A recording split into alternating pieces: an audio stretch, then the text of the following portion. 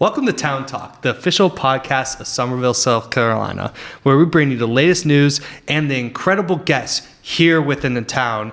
And today I'm here with Tony, and I'm super excited because you reached out to me with interest to join the podcast. Yeah. But before we dig in on the goal and the aspirations of this podcast, can you just tell us and the community a little bit more about yourself and what brought you here to the town, which is the main purpose of the podcast? Yeah, absolutely. No, couldn't be more excited to be here. Spent the first 43 years of my life in Southern Illinois. Been an educator for almost 21 years and everything from teacher to assistant principal, and a few things in between. And just love every part of the aspect and components of education. My family and I, we moved here almost 4 weeks ago, so we've been here forever. Wow. Okay. Yeah. So you're fresh in the Low Country. Fresh in the Low Country. We've got family in the Charleston area, and it's always been a goal of ours to try to get a little bit closer. Yeah. To cousins and aunts and uncles and whatnot, and so always looking for that best opportunity, and an opportunity came about to who gets to open a school, brand new school. Walls are going up right now. And, wife and I spoke about it, and, we jumped both feet in and found out about 6 weeks ago that, we're coming to Somerville. And, it's been an amazing 4 weeks. I mean, just the people here and the community and everybody here is just, so friendly. And I've been here 4 weeks and it almost feels like, been here 40 years. It's been such a good transition for my family and I. Well, welcome to Somerville. We're excited to have you. And the school is Summerville Preparatory Academy, and where is it going to be located? So it's on 1899 Bacon's Bridge Road. Okay. We have two other sister schools in the area. We have Berkeley Prep, and then we also have Meavers as well. And then our parent company is Charter Schools USA. Okay. We've got 95-ish or so schools throughout 5 states down here, over 80,000 students enrolled. Wow. So, we do a lot of good things, and, couldn't be more excited to be in Somerville. Like I said, it's such a booming area. Yeah. A lot of great schools. DD2, Berkeley County, and everything in between. I've seen a lot of, thriving buildings, and, we're just glad that we can be a part of that and, give students another opportunity. Yeah, I think it's important. We do have a lot of incredible schools here in the Low Country, and it's incredible, not even just here in Somerville, but in the Low Country as a whole. Yeah. And any opportunity to bring in another avenue and another resource to our parents and to students and to the community is awesome. Yeah, and that's our goal is, we want to provide an opportunity, for parents, students, and to be a part of the community and add value to Somerville. Yeah. It's not just a place where kids can go and get educated. We want to, be a partner of Somerville and just create more opportunities and for the kiddos. So. Yeah. So when you talk about before you moved to Somerville, you had your experience, and we talked a little bit about your experience as a principal and then as a teacher and stuff like that. What has built you, as yourself, has built you to become a principal, right? Because when you think of a principal, I'm immediately thinking when I was in school, and that was the person that was like, oh, that's the principal, what built you, and why is that role so important? I got into it at an early age. Had my first principal's job at 28. Wow. I'm 43 now, so got a few years under my belt, but I don't know if it's what's built me to be that way. I've just always been very passionate about education. I love that. And, I think a good principal is a good resource for the kids and teachers. It's not me coming to Summerville Prep and necessarily what I bring to the table. It's learning about our kids, community, parents, and, what do they need from me? So I think, a lot of it, you just really have to get a pulse on things, and you got to really learn about kids, and that, everybody learns individually. Yeah. And teachers too, what makes teachers thrive, and what can I do to, give them the best opportunities to succeed, which in turns, just transfers right into the students. So, we're very student-centered, and, I really can't wait to get to meet our students and parents and just figure out what can we do to, kind of be the thermostat. You know, we get to open a brand new school. We get to set the tone, the culture, the pace, and it's awesome. I mean, I couldn't be more excited. You know, 20 years as an educator, I'm more excited now than I've probably ever been. Yeah, I love that, and I could tell. It's awesome to see. Now, talking about the school, and we'll dig in a little bit more about the school and and what it's going to be. But before we dig into that, how long until you guys are open and bringing in some students and teaching and giving back to the community? Yeah, so no, that's the exciting part. Right now, I believe in the last 7 or 8 days, we've actually started going vertical with our walls. Okay. We're in our enrollment process right now. Okay. And accepting applications. We will be capped, just because, you know, as we see right now, a lot of schools are busting out the seams. But we're not district-based, so it doesn't matter what county you live in. If you can get through the doors, you know, we would love to have you, and you can get on our website and whatnot and go through the application process.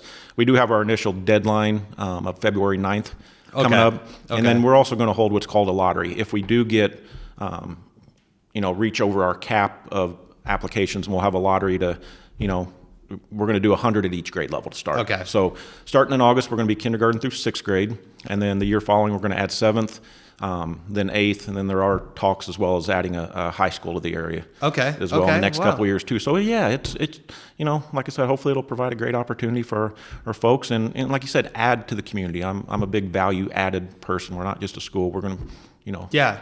No, I love that. And you know, we talk about you know, the community and adding value, and bringing in another resource for education to the community.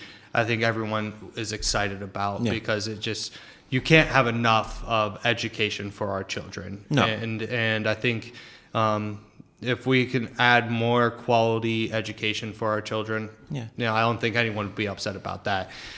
Talking about Summerville Preparatory Academy, what is y'all's overall vision for, you know, you talked a little bit about it, like the year you're going to go 7th and 8th and add in a high school, but what's your overall vision as a whole? So, you know, just to start, I mean, we're a free public school, just like any other school in the area. You know, our vision is we generally try to focus on the individualized kid. We really realize that kids learn at a different pace. You know, you may have a first grader that's really, really good in math, and maybe they're doing math at a second grade, you know, have the potential to do it at second grade level, or, you know, maybe they're struggling a little bit in language arts. So we try to push them to reach their capacity. If I've got a first grade student and they can do second grade math, we're going to have them doing, you know, second grade math. A lot of our philosophy is based around pace, not age. We realize that everybody learns at a different pace. And so we try to individualize as much as we can, but still try to keep that whole group concept. You know, and then we also realize everything's not about academics. I think one thing that we've learned, you know, in the last few years is that social emotional component is key coming out of the pandemic. And, you know, we've lost so much of that interpersonal communication. So that's a huge part of our curriculum as well, as focusing on the social emotional learner, because that just helps, you know, build students up and of course, you know, be, you know, more active in their community and just moving forward. You know, everything's not, like I said, a test score. We're very academically focused, you know, and data driven, but we just want to educate, you know, that whole child, the whole student, and realize there's more than just one or two components to a quality education. I love that. And so, speaking of like education philosophy, would it be fair to say that it's more than academic? It's bigger than that for you? I mean, we're in the people business. You know, that's what we do. Schools are people.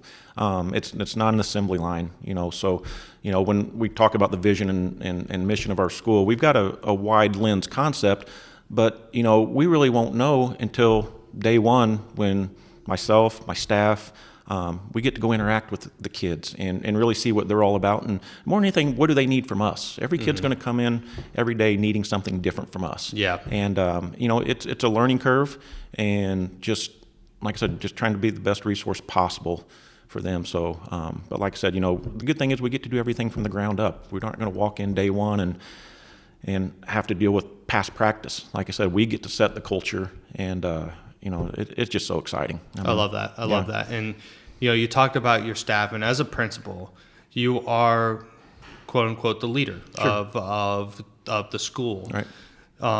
And you you're a few months, what is it, 8 months away from About 8 months. about 8 months, so give or take. You know how it goes. Yeah. But talking about staffing and everything, how's that going? Because I know the job market is just so difficult right now, and so how do you guys approach that? Right. And then how are you guys doing when it comes to staffing? Well, we've got about 50 or 60 folks we need to hire in the next couple months, and it's tough to find quality educators. The job market's kind of thin with teachers right now. I think in the last 5 to 7 to 8 years, a lot of people have gotten out of the profession, and that's unfortunate. I can tell you in the last few weeks, we're starting to post some jobs and whatnot, and we've had a lot of folks reach out and been talking to a lot of people, and Good. There's some really, really good educators in this community. Yeah, there is. We had a handful of interviews yesterday and the day before, and I've just been genuinely impressed. This isn't Summerville Prep's better or worse than anything else. We've talked to folks from other schools, and like I said, I couldn't be more impressed with the educators in this area. So, but it is trying to find the right people and the right fit. Just because somebody's a teacher, maybe our model isn't best for them, and that's okay. So, like I said, I'm a very like I said, it's got to be the right fit, and we're just looking for passionate educators, and in a school, educators just aren't your teachers. We have front office staff positions, we have maintenance, janitorial positions, of course. Kitchen staff. The way I'm wired, if you sign up to work with kids, you're an educator. Yeah. I've seen times before where students make quality connections with that janitor. Yeah. Or somebody in. It's true. Yeah. It is. So like I said, I remember having and I'm sorry to interrupt, but you just like when I was in elementary school, I remember just like the janitor, we'd all get excited when he would come into the room, or we'd see him in the hallway. He'd always give us high fives and stuff like that. Like that was a positive impact on our young lives, right? And you're right. I think it's important to look at education as like every role you are an educator. That's the first time I've heard that, but I like that. I like that. School's more about connecting. Teaching, learning, covering content, and connecting. But to a degree, whether you're teaching English or math or you're the janitor, I mean that's your vehicle between you and the student. Yep. Building that rapport and those relationships, and those I think are the meaningful parts of school that students take away. I can remember graduating high school 25 years ago. It wasn't necessarily what I learned, but it was about the people and those relationships. And I think that's what relationships are what move buildings forward. Of course, it's kids need to be excited to go see Mr. Kevin the janitor, or and yes, whether you're the leader, the principal, or assistant principal, we all have different titles and roles, but I would never say one person's more equally or less or more important than the other. That janitor in our school, he's got just as much value to those kiddos as I do. I love that. And those kids will find value in him. I love that. Yeah. And so, I guess here in the Low Country, we do have some incredible educators, and I'm sure you guys will be able to find real good quality educators and staff members for your school, because we have those people here in our town. And I feel confident in saying that. And the other thing is it's amazing that this is another opportunity for jobs in our community, right? Being able to add more jobs and more roles for people to fill in our community, because we do have people moving in here, and you're actually providing an opportunity for folks to maybe not travel so far and work closer to home too. Right, and that's one thing I'm learning about Somerville, coming from a smaller town that it takes 20 minutes to get anywhere.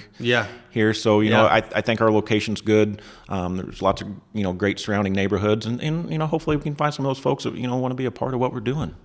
And you might even there might be someone that is a neighboring neighborhood to the school that was on the border or of like, do I want to become a teacher or not? And then maybe that's their push. They're like, oh, there's a school coming up right next to my house. Maybe this is my time, and you never know. So like that, those are really cool things that y'all are bringing to the community. So I appreciate that. And talking about, the staffing and everything like that, you have your first year. Do you have a vision as a principal of what that first year is going to be like, in a nutshell? Yeah, It's easy to say and tough to say, but that first year is really getting a pulse on things. And, that's when we really do a lot of our learning. As educators, we're lifelong learners. And, Yep. for me personally, just learning more about kids, students, families. And like I said, again, we've said it before, is what do they need from us? We're here to serve them. It's not the other way around. Of course. So that first year is really just building that culture of Somerville Prep and what we want it to be and what we want it to be in the future, for the upcoming students. I love that. Yeah. One topic I want to touch base on, and I think this is a hot topic, and it has been for a while, but safety. Sure. And I think every school is open to talking about safety, because that is I know it's on the forefront of your mind. Oh, absolutely. And it's on the forefront of every educator and every leader of a school district or a school in a nutshell's mind. What are y'all doing for safety at your school? Yeah, so the way our building's constructed, any visitor will have to get buzzed in from the outside. From that point, they will walk into I'll call it like a holding area. Yeah. They'll have to present their driver's license. We will run and scan it, and then they will be presented an ID if we feel like they will need to move throughout the building. We will also have a full-time school resource officer that's dedicated just to us. Very grateful to the Somerville PD. I've had great couple interactions with Lieutenant Aiken. Oh, nice. Yeah. Nice. Yes. Seems like a great person, and he's been more than welcoming and inviting. And so we're going to work together in collaboration with them to find that right person. Yeah.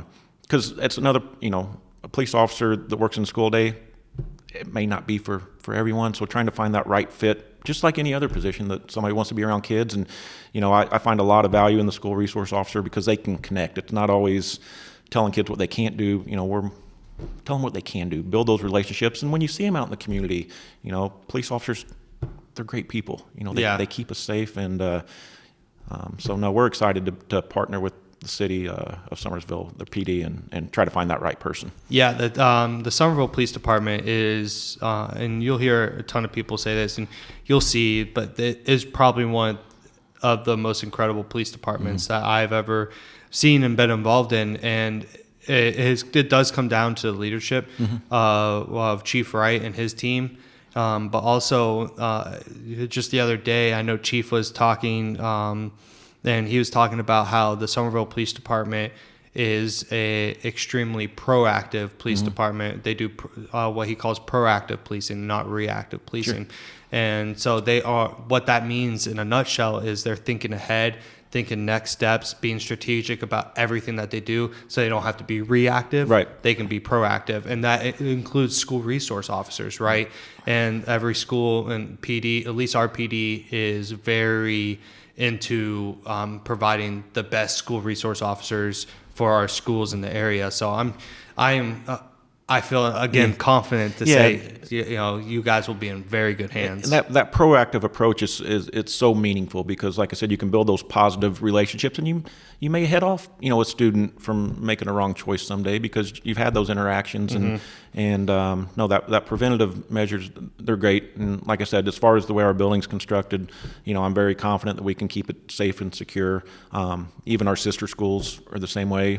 I walk in one of those buildings and they know me now. Yeah. I still have to give my driver's license. They still scan it. Good. And, they still give me a name badge and whatnot. So no, school safety. And I hate that so many tragic things have had to have happened for us to be so preventative now. Yeah. It's very unfortunate because we probably should have been doing a lot of these things for a very long time, and it's almost sad to a degree that nothing surprises us anymore when it comes to that. But the proactive approach it's crucial. Yeah, they our PD and our schools, including y'all, I can say they're really putting that in their forefront, thinking of how they can enhance it, and when it comes to safety and the protection of our children. Yeah, school safety and just every part of education, it's always an ongoing process. It's not a rinse, wash, repeat, or just because it works great this year, we're doing it again. There's always ways to improve, and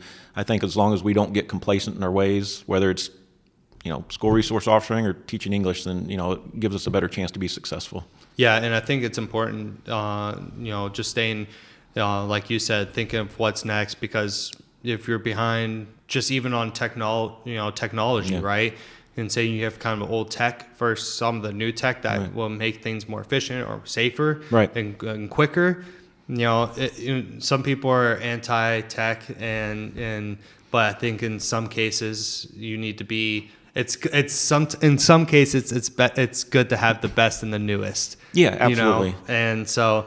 And sometimes you have to let the experts be the experts. Like I said, we're talking about technology or school resource officer. We need to go to the PD.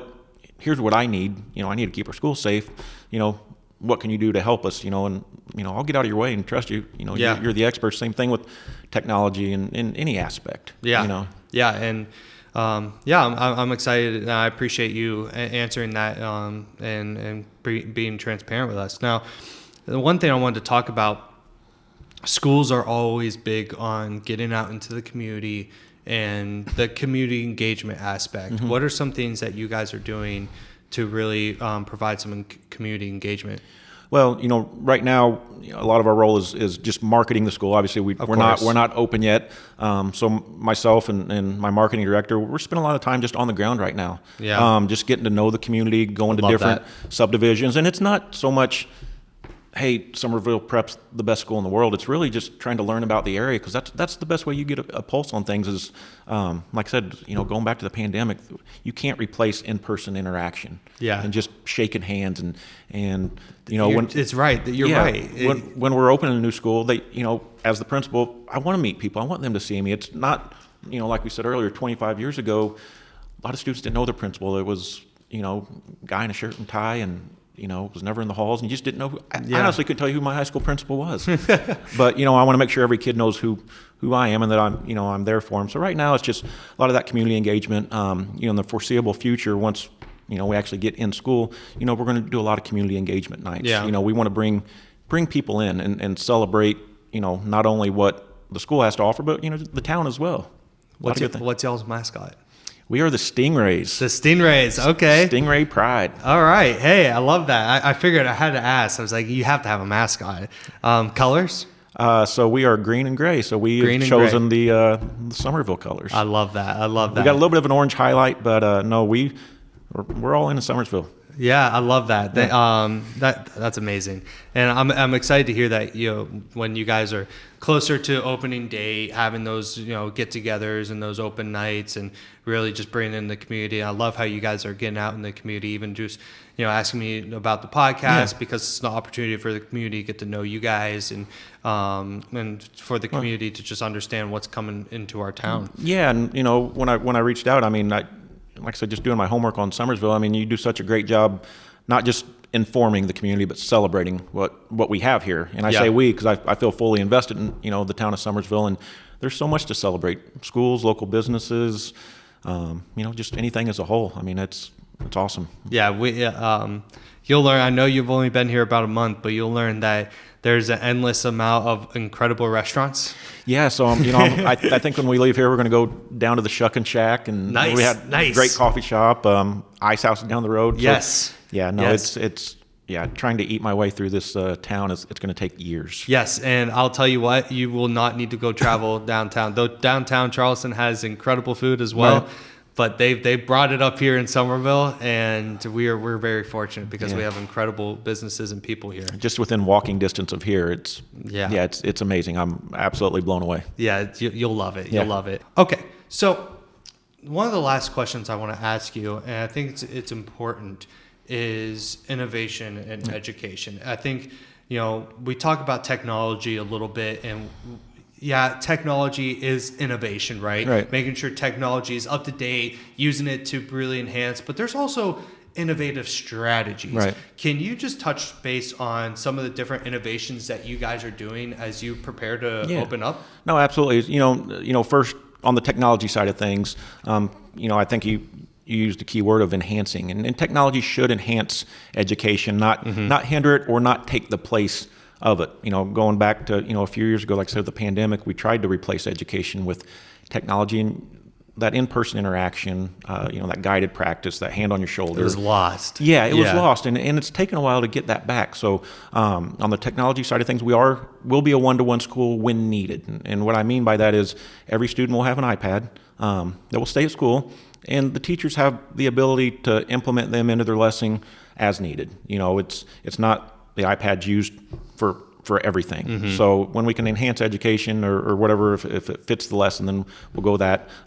Each room will also be implemented with multiple smart boards. Oh, nice. Promethean boards, smart boards, whichever term you prefer. And again, yes, high-level technology, but when they enhance a lesson, you still can't replace that teacher in the front of the room or teacher walking around the room and giving instruction. As far as, strategically, especially in our primary grades, which kids kindergarten, first, second, they're sponges. Those are probably more so the crucial ages of learning. Our innovative model is called the villages. So just try to wrap your brain around this, just for a second. You could have a first grade village, and you're going to have this large community space. And even though you still have 4 or 5, first grades or whatnot, we're going to do some lesson introductions in that community space where a kid could, interact with other kids that they don't see during the day. If you think back to the way it was when, like I said, I'm not that old, but, even 10, 15 years ago, if you were in a first grade class, those were the only 20 kids you saw all day. Even if there was another first grade class, you ate lunch with them, you interacted with them, all your lessons were with them.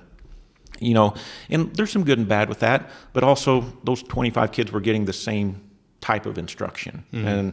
And, we have to realize that we're individualized learners, and we all, go, learn things at a different pace.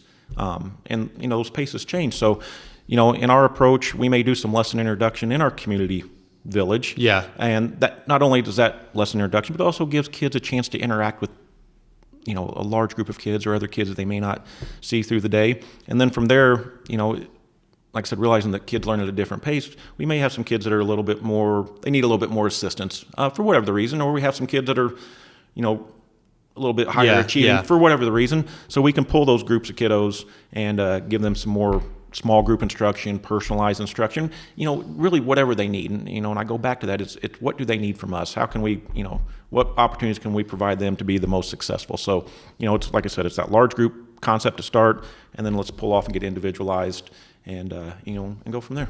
I love it. Well, we touched on a lot here, and I'm sure there's going to be a lot more, and I'm excited to continue to watch you guys grow and build, and we'll be watching, and we'll include in the bio y'all's website, and so anyone who's interested can go look at what you guys are doing. But before we end the podcast, is there anything else you want to add for the sake of the community and for the sake of the school? I really appreciate you coming on. No, it's been great, like a great opportunity. And like I said, you guys do such a great job just celebrating everything, all aspects of Somersville. And, to any parents that, maybe are on the fence or just want to learn more about us, I'm sure it'll be attached. We have an office right now. Just come have a conversation with us. Yeah. The best parts of my day are getting to be around people and just talking shop, just talking about kids, talking about, what they need from a school. And that's why we got into it. Like I said, it's a people business. So don't be afraid. We're very personable and approachable. Hopefully, as you can see, email questions, come talk to us. And especially if you're interested in working for us, we'd love to have you. Nice. Come, sit down, let's have a conversation and see if we can figure something out. More job opportunities for our community. We love that. Right.